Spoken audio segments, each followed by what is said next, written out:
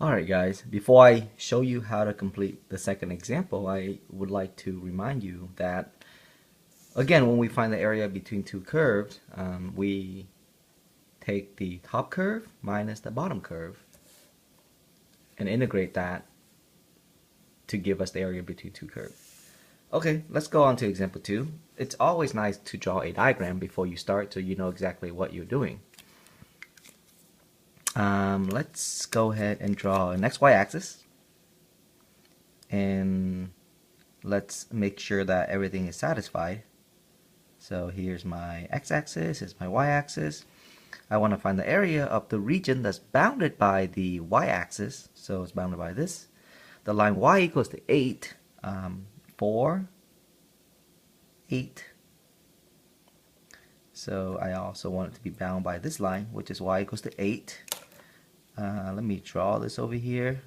Okay, y equals to 8. That's this line. And then the function x cubed. Now the function x cubed is going to look like this. This is the function x cubed. Okay, so essentially we're looking for this area right here. The area that is, we're looking for this area. Top curve minus the bottom curve. Alright, that's the area that we're interested in. So we need to first determine what is our region of integration. More specifically, we know that the area is equal to the integral from some number to some number of the top curve minus the bottom curve dx. So one thing we want to know is, where does the integration start? Where are the region of where are the domain for this region? So we can perhaps clearly see that the domain for the region starts at a equals to 0, right? Because it starts at 0, and it spans all the way over here to some b value, see? In order to find b, and I'm hoping that it is easy for you to find a, because a is just this point, this value, okay? To find where b is, we have to find the intersection of these two curves. So the intersection of the curve y equals to 8 and the intersection of the function y equals to x cubed. So those are the two functions that we're interested in. We want to know their intersection, and to find the intersection, I want you to be aware that the intersection is where these two functions equal to each other. In order to find the intersection, set them equal to each other. So first, maybe we'll find our bound, our integration bound of integration. A is equal to 0. Okay, A equals to 0 starts here. What's B? Well, in order to find B, we take these two curves and we set them equal to each other. More specifically, the cubic curve is x cubed. The horizontal line is 8. Set them equal to each other because the intersections where they're equal to each other. The y value equal to each other. And then we solve for x. In order to solve for x, take the cube root of both sides. So if I take the cube root of both sides, notice that I'm going to get x equals to 2. So my upper bound is b equals to 2. So from here to here, okay? Once I have my my value, then I'm going to go ahead and set up the integral. So area is equal to the integral from 0 to 2, of the top curve. Top curve is the curve 8 minus the bottom. The bottom is x cubed. Okay, this is the x cubed. So top minus bottom dx. Begin by finding the antiderivative of this, which is equal to 8x minus 1 over 4x to the 4th. And we're going to evaluate that from 0 to 2. So my function is, my antiderivative function is 8x minus 1 over 4x to the 4th. I would like to evaluate that at 2. giving us 16 minus 4. So 16, because if I plug 2 in there, I get 16 minus. If you take 2 and you raise to the 4th power, you get 16, and 1/4 of 16 is clearly 4, so that equals to 12. F of 0 is 0, so when we subtract these two, then we get 12. So the area is 12. Very good. Let's move on to the next example. All right, so supposedly, or 9 out of 10 times, this graph might not be given to you. You will need to know how to perhaps complete a sketch before you start finding the area. So find the area of the region bounded by the quadratic function that's opening down, as you can see, and then this line, g of x. So here's the quadratic function. Now, sometimes it might be better for you to see that this is a quadratic function if it was written this way. The graph is flipped down and it was shifted 2 units up. This is just a line that goes to the origin. So here it is. We're trying to find the area between these curves. First, you want to maybe draw a strip of rectangle to validate that, yes, there is a top curve and there's a bottom curve. So here's the top curve and here's the bottom curve. Okay, and everything seems okay. The next thing we do is we need to make sure you know the formula for the area between two curves, which is the top curve minus the bottom curve.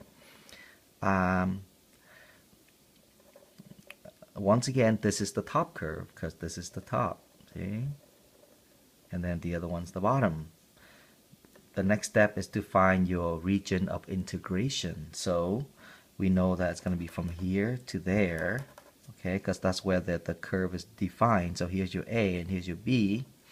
Now let's say if the graph was not available for you, you will need to sketch the graph and find A and B. So first of all, by looking at the graph, we know that A is -2 and B is 1.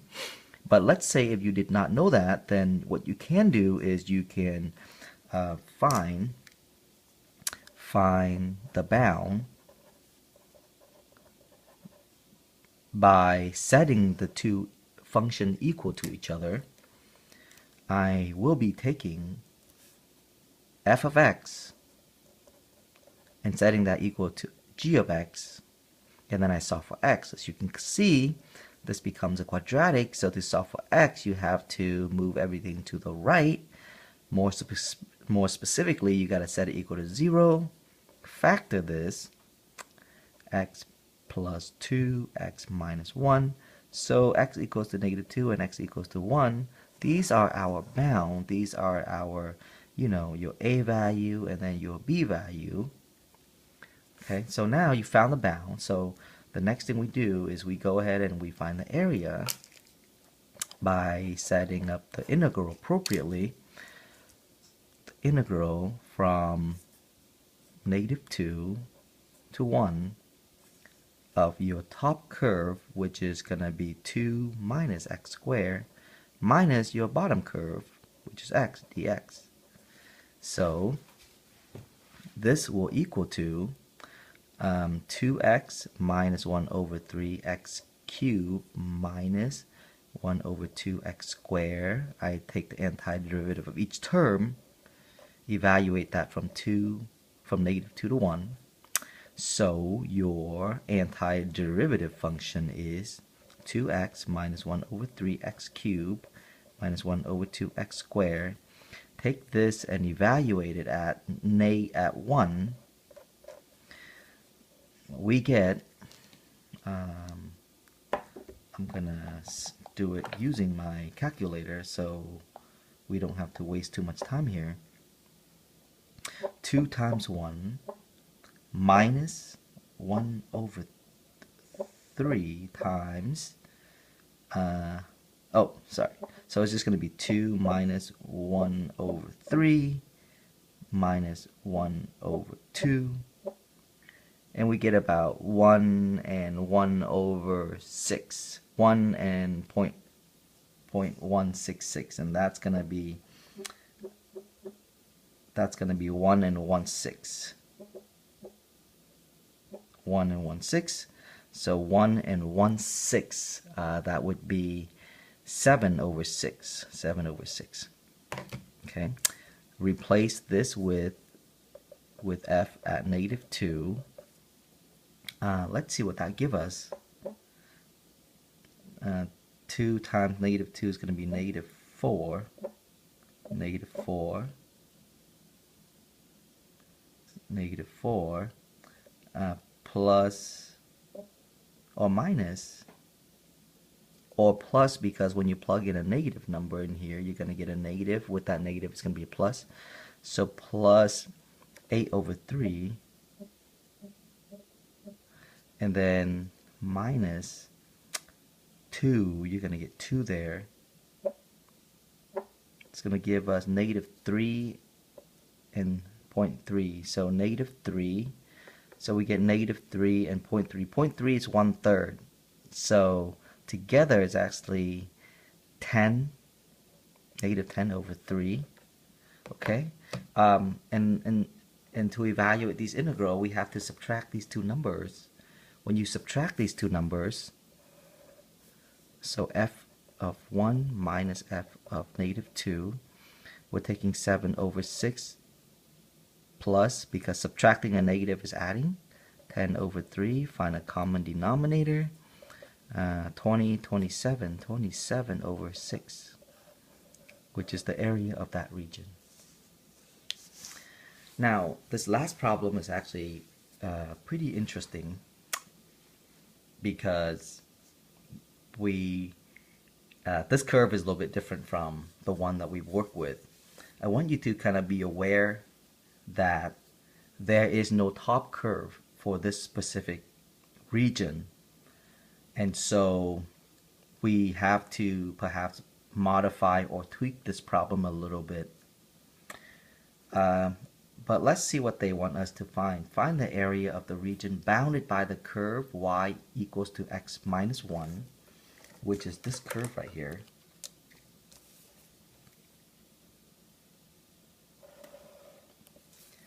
And then the function x equals to 3 minus y squared, which is this function.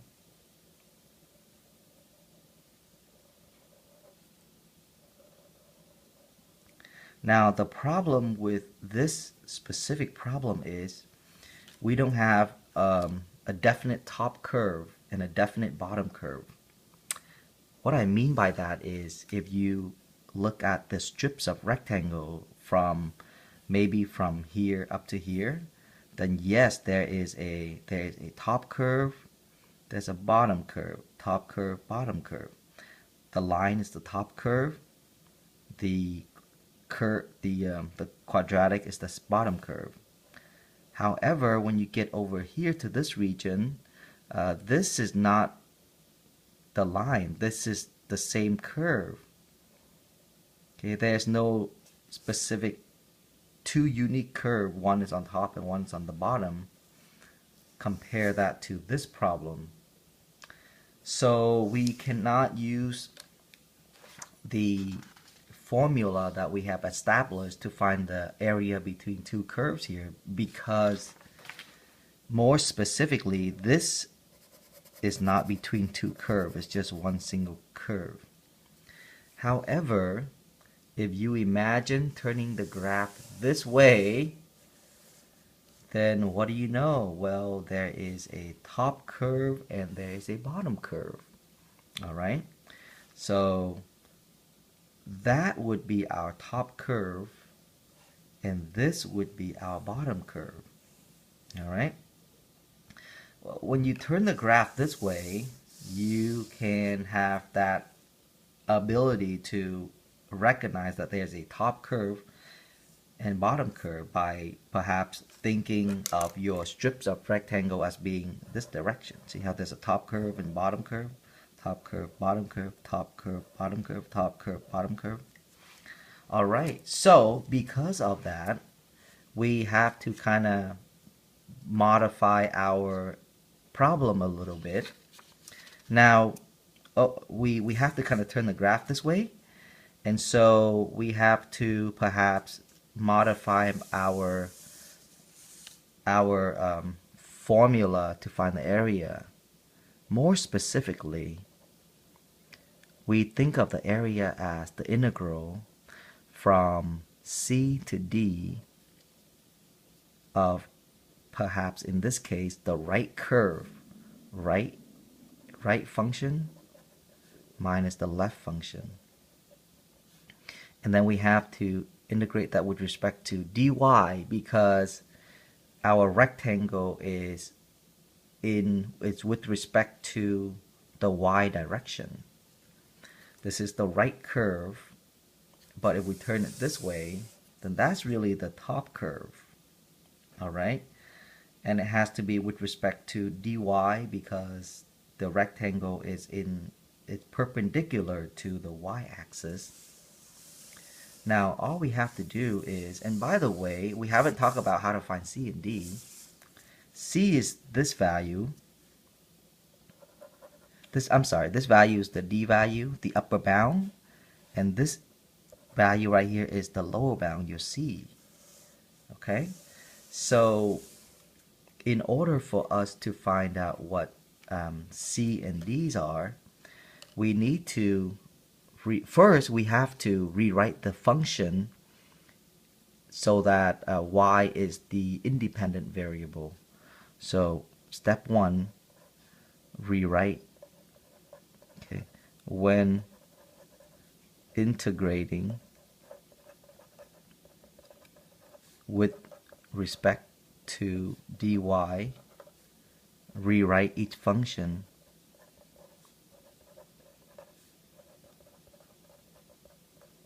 so that y is the independent variable.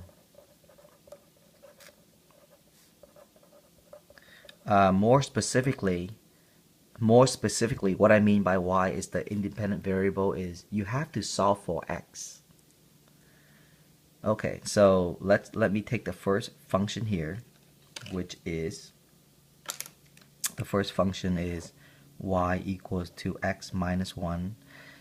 In order to write the function in terms of y, we solve for x. X equals to, so x equals to y plus 1. So add 1 to both sides and then just flip it. So I wrote the function so that y is the independent variable. The second function, we don't have to do anything because y is already the independent variable, or the function is already solved for y. X equals to 3 minus y squared. Alright, so that's what we do first. The next thing we do is we find the bound of integration. In other words, find CD, C comma D. And same thing, we set these two equal to each other. So take y plus 1 and replace it in for that x because they both equal to x. So y plus 1 equals to, plug this in there, 3 minus y squared. Go ahead and solve for y by moving everything to the left. Y plus 2, y minus 1 equals to 0. So we got y equals to negative 2, y equals to 1. Okay, so guess what? We have found our C and D. Our C is negative 2, our D is 1. C, negative 2, D equals to 1. Now we can integrate and find the answer. So, step 3, okay, integrate by replacing the right function, the left function. Okay, so here it is. Area equals to the integral from negative 2 to 1. From negative 2 to 1. Sorry, from negative 2 to 1. Of the right function minus the left.